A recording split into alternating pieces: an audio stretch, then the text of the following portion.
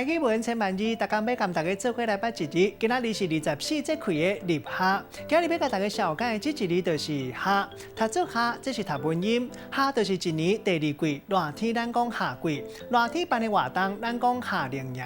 有人说夏，另外古早有一个台湾的出名歌手叫做文夏，夏嘛会当讲是古早朝代名，白音读做夏，要带大家做伙来小解两个词。头一个读做立夏，嘛有人读做立夏。会当讲是一年24节气其中一个，一般差不多是新历5月初，今年是初5。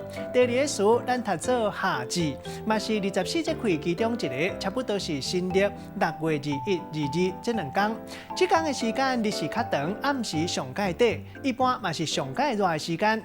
咱用一句话来举例，甲这两个词夹做伙。譬如讲，古早有真侪和节气有关系俗谚语，像讲立夏保老爸，若国语保老母。另外，某人讲夏至风台就出世，拢不止啊准。今仔日小解这一字夏，另外一个音读做夏，提供予大家参考。